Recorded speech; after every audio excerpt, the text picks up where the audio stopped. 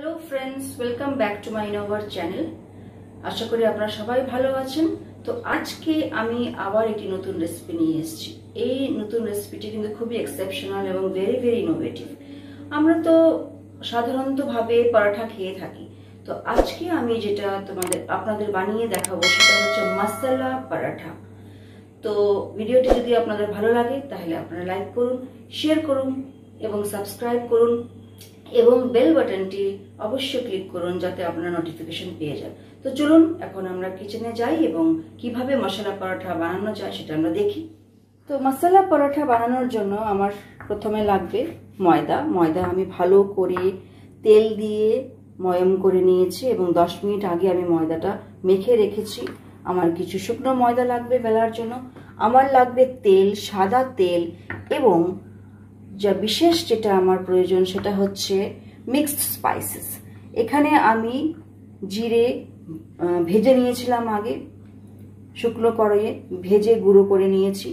ধনে শুকনো কড়াইয়ে ভেজে গুঁড়ো করে নিয়েছি, এবং আছে লঙ্কার গুঁড়ো, এবং আছে চাট মশলা।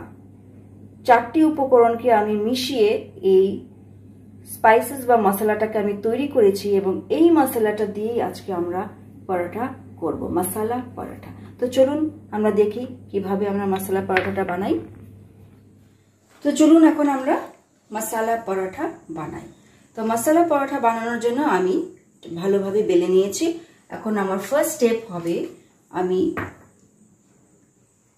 এর উপরে সুন্দর করে তেল লাগিয়ে নেব। ব্রাশ ইউজ করে আমি সুন্দর করে তেলটা লাগিয়ে নেব। লাগিয়ে নেওয়ার পরে আমি আমার যে স্পাইসেসগুলো আছে সেগুলো স্প্রিঙ্কেল করব উপরে।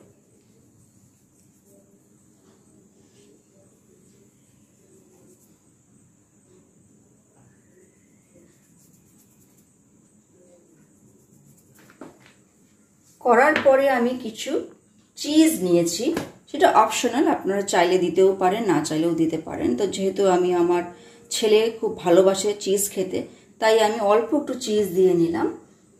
চিজ দেওয়ার পরে আমি এখন যেটা করব সেটা হচ্ছে ফোল্ড করব। এবার ফোল্ডটা কি করে করব সেটা আমি দেখাচ্ছি।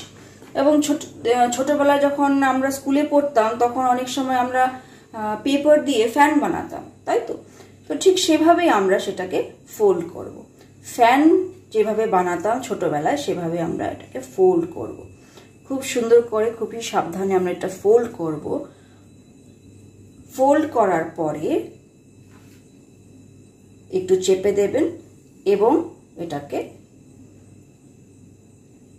রাউন্ড করে মুড়িয়ে নেবেন। এইভাবে মুড়িয়ে নেবেন, নিয়ে এটাকে মাঝখানে নিয়ে এসে আপনি এইভাবে চেপে দেবেন।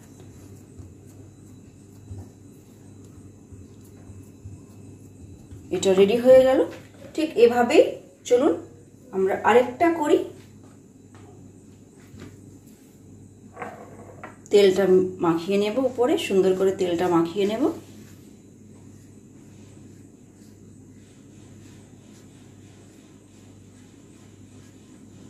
মাখানোর পরে আমি যে স্পাইসেসগুলো রেডি করেছি সেটা আমি এখানে স্প্রিঙ্কেল করে দেব।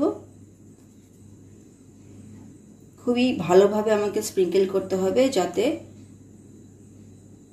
সবখানে সেটা ছড়িয়ে যায়, ইউনিফর্মিটি থাকে, সেটা আমাকে দেখতে হবে। এবং তারপরে আমি যে চিজগুলো আছে সেগুলোকে হালকা হাতে ছড়িয়ে দেব। চিজ শুধু আমাদের টেস্টটাকে এনহ্যান্স করবে। আপনি চিজ না দিয়েও বানাতে পারবেন। এবং তারপরে হচ্ছে বললাম যে ফ্যানের মতো আমরা সেটাকে ফোল্ড করব। তো আমরা সেই ছোটবেলার স্কুল লাইফে আবার ফিরে গেলাম। পেপার না পেয়ে এখন আমরা ময়দা দিয়ে সেটা ফ্যানটাকে তৈরি করছি, এবং তারপরে আমি সেটাকে সুন্দর করে ফোল্ড করে নেব। টেনে নিয়ে এটাকে মাঝখানে নিয়ে চলে আসব এবং তারপরে আমি সেটাকে চেপে দেব। এখন যেটা করব সেটা হচ্ছে আমরা এটাকে বেলবো। আবার বেলে আমরা প্রথমে হালকা আঁচে রুটি করে তারপরে অল্প তেল দিয়ে এটাকে বানিয়ে নেব। তাহলে খুব স্পাইসি এবং অয়েলি হবে না, আর পরোটাটা খেতেও খুব ভালো হবে। তো চলুন এখন আমরা এটাকে বেলে নিই। দেখতেই পাচ্ছেন আমার পরোটা বেলা হয়ে গেছে এবং মশলাগুলো একদম পুরো সুন্দরভাবে ছড়িয়ে গেছে। খুব সুন্দর লাগছে দেখতে। এভাবে আমরা বেলে নেব। বেলে নেওয়ার পরে আমরা গ্যাসে যাব এবং সেটাকে ভেজে তুলব।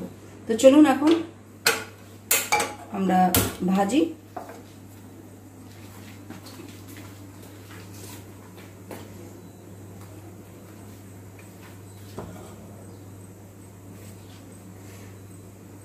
গরম হয়ে গেছে।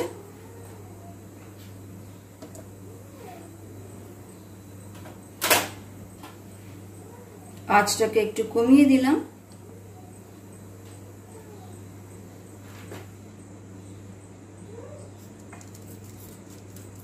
ফ্রাই করার পরে আমরা তেল দেব। দুপাশ যখন ফ্রাই হয়ে যাবে শুকনো কড়াইয়ে, তারপরে আমরা তেল দেব।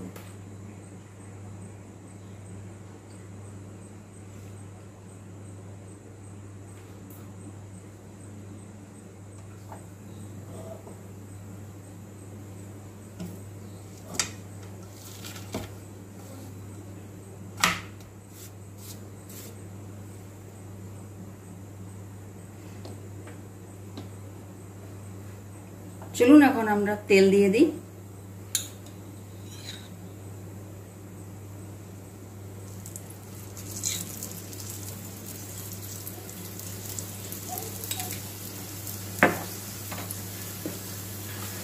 তেল দিয়ে এখন আমরা পরোটাকে ফ্রাই করে নেব।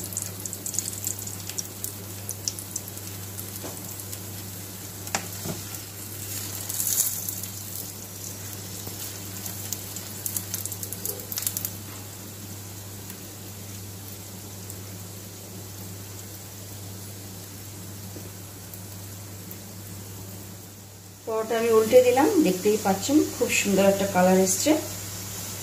এভাবে আমরা দু পিঠ ভেজে নেব। গ্যাসের ফ্লেম আমি কমিয়ে দিলাম। এখন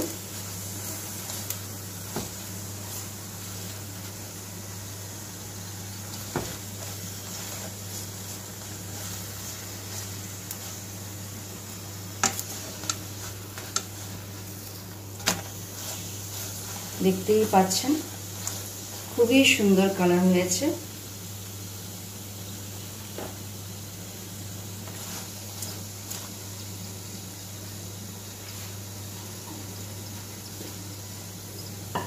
এবং ভিতরে চিজ আছে, সেগুলো আস্তে আস্তে মেল্ট হতে শুরু করেছে এবং যখন আমরা বাইটটা দেব তখন আমরা সেই চিজের টেস্টটা পাবো।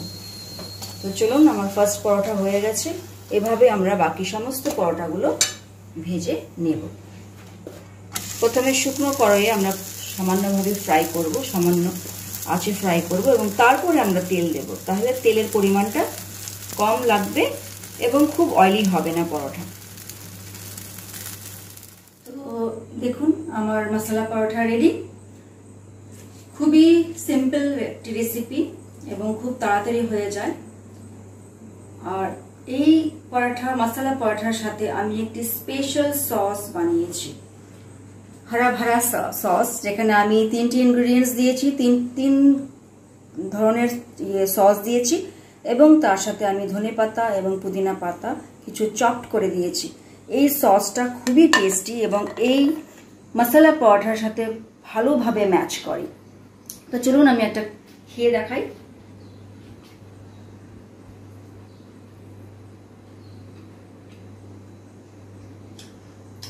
অসাধারণ, মানে ভিতরের চিজটা পুরো মেল্ট হয়েছে এবং যখন ওটা আমি খাচ্ছি সে চিজের টেস্টটা, চিজি ফ্লেভারটা প্লাস যে সমস্ত মশলা আমি ইউজ করেছি, সমস্ত স্পাইসেসের মশলা টেস্টটা আমি পুরো পাচ্ছি।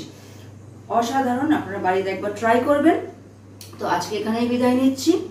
আপনাদের যদি এই ভিডিওটা ভালো লাগে তাহলে প্লিজ লাইক করুন, শেয়ার করুন, সাবস্ক্রাইব করুন। Thank you for watching my channel. Have a good day.